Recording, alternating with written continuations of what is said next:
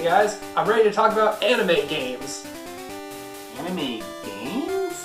I thought you said anime girls. No!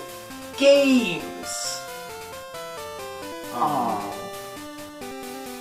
Yada yada does it.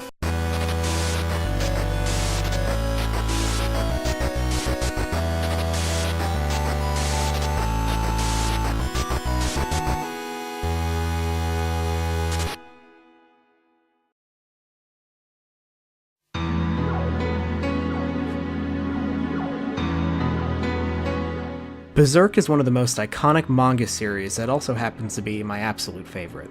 For this episode, I just had to talk about my favorite black swordsman in a game I had never played before. Over the years, Berserk has received a few game adaptations featuring Guts and his quest to kill all kinds of demons and everything else that gets in his way. The first game released was Sword of the Berserk: Guts' Rage. It was developed by Yuke's-Co, a company that would go on to be one of the main developers of the WWE wrestling game series today. The game is supposed to be set between volumes 22 and 23 of the manga, so there may be some light spoils here.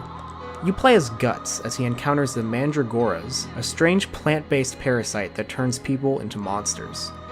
Guts is looking for a possible cure to help bring Casca's mind back following the events of the eclipse, and he encounters a village plagued by the Mandragoras and the evil Baron Balzac. Yes, the game's primary villain is basically named Balzac. Besides Guts and Casca, all the other characters and situation portrayed in the game are of original concept and do not come up at all later in the manga. Oh yeah, and Puck is here too.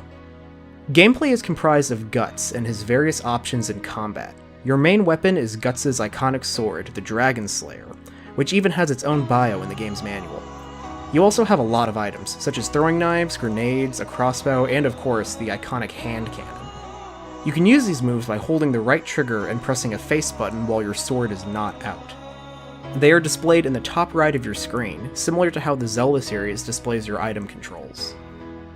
Combat is the main draw of this game, and you have a large variety of combos with your sword to make slicing through enemies a breeze. As you deal and take damage, Guts' Berserk meter will fill up, and when activated, will unleash the Berserk mode.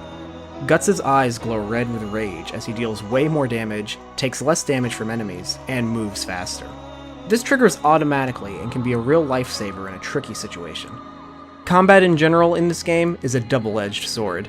While in open areas, Guts demolishes enemies and gives you plenty of range to go all out. However, once you are forced to go through narrow alleyways or spaces, attacking becomes a chore.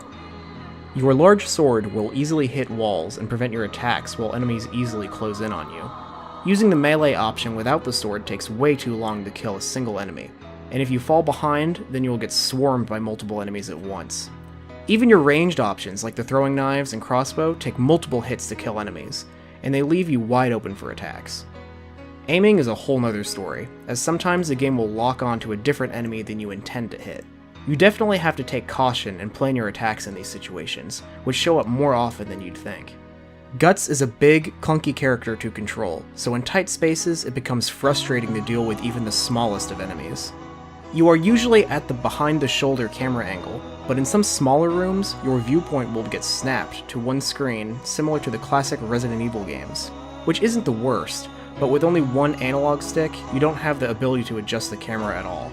It's little aspects like this that you have to wrestle with during gameplay. Peppered throughout the game are voice-acted cutscenes that tell the game's story. These are very long and take up a large portion of the story. The voice acting is decent enough for a Dreamcast game, but I really can't stand Puck's voice here personally. Listen, big man, if someone is thanking you, the least you can do is listen. And while you're at it, we need food and some money. Some fine wine will do nicely for me. A lot of times I was just waiting for the cutscenes to end so I can get back to the fighting.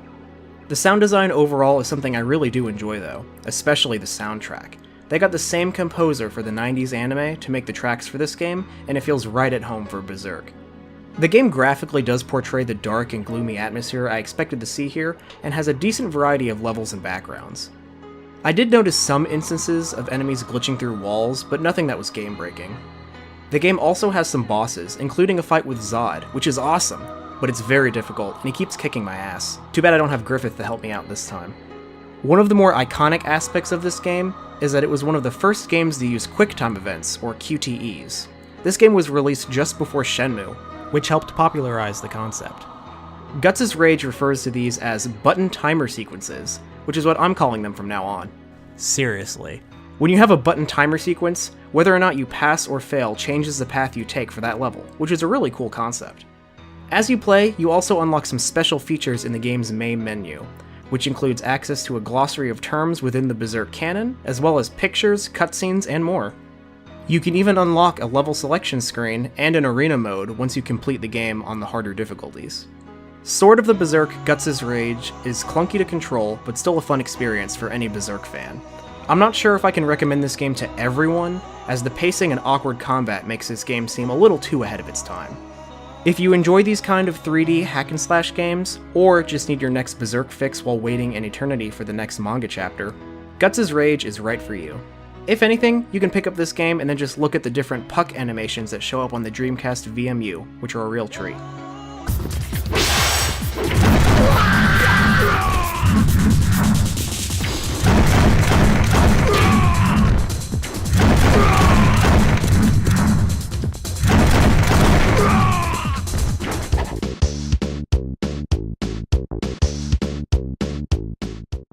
What's a great anime that every 90s kid remembers? If your fifth guess was Sailor Moon, then you're right. Bishoujo Senshi Sailor Moon R, or as I'll be calling it for the rest of the review, Sailor Moon R, is a beat-em-up released in late 1993 on the Super Famicom in Japan. This game never got a localized version since the show came out 2 years later in the US. I bet you guys are thinking, why is Edwin talking about a girly game like Sailor Moon? Well, let me tell you that the anime is one of the best shows to come out from the 90s, and I remember owning a couple of the VHS tapes next to my Pokemon and Digimon tapes. When I found out there was a Sailor Moon game that was import friendly, I knew how to get my hands on it. I'm not too sure what the story of the game is, but I don't play beat 'em ups for story. I do recognize the enemies and the environments from the anime. You can play as any of the 5 Sailor Moon scouts, my favorite being Sailor Moon, and there's a separate mode where you can play as Chibi Usa. More on that later. You have your standard beat 'em up moves like your normal attack, a screen clear move that has a limited amount of uses, and a sweeping move that deals a small amount of damage to yourself if it connects. This last move is handy if you find yourself surrounded by multiple enemies and it'll get you out of a pinch.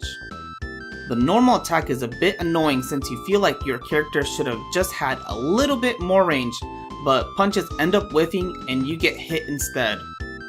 I don't find there's too much that distinguishes this game from the plethora of beat 'em ups on the SNES.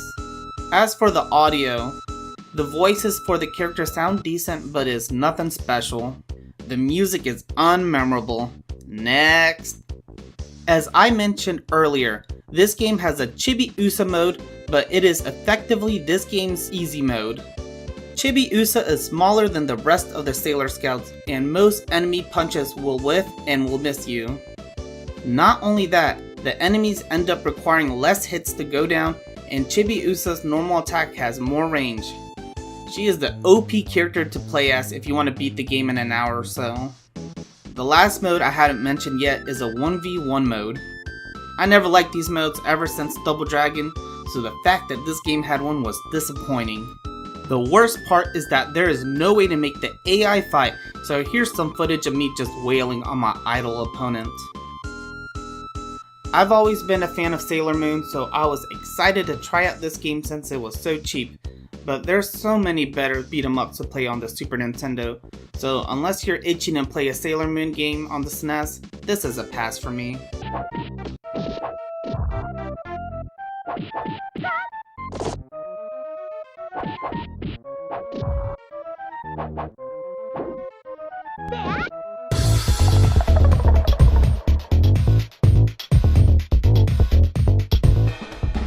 Samurai Champloo is one of the strangest genre fusions in my opinion.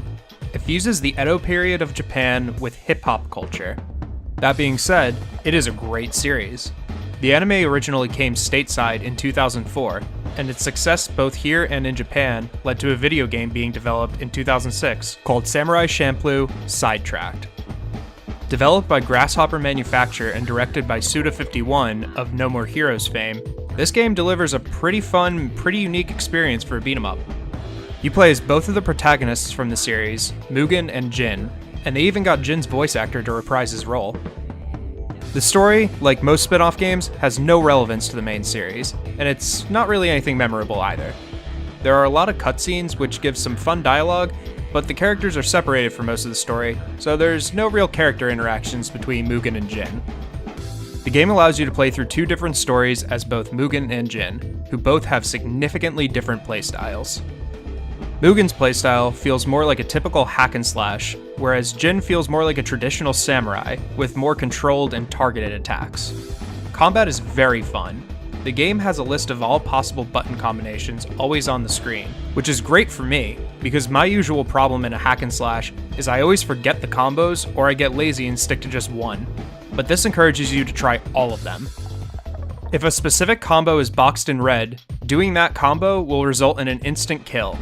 In addition, there will sometimes be enemies with stars above their head. Killing them will pull you into a sequence where you can spam all of the buttons to try to slash them as many times as you can. If you hit them over 100 times, you enter a sequence where you try to kill 100 enemies in order to unlock a new item for purchase. Now, these sequences definitely break the flow of the level, but they are a fun side thing to do. And the spectacle of spamming buttons and slashing up enemies is pretty funny. Additionally, you will sometimes run into QTE sequences that will let you parry an enemy's attack. There are a ton of options for combat, and all of them feel smooth. There was no point in this game where I thought it was too stiff or it didn't respond how I wanted it to. The only major complaint I have is the load time between cutscenes. It's very slow, and like I mentioned, there's a lot of cutscenes, so sometimes there's a large amount of time in between combat instances. Overall, this game surprised me.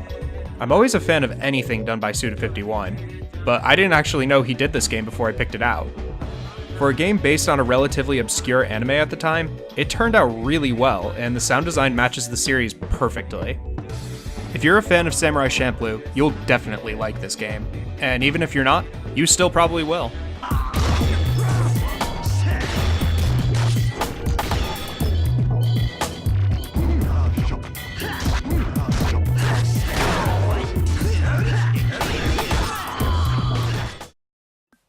Hey Will, Berserk was pretty good.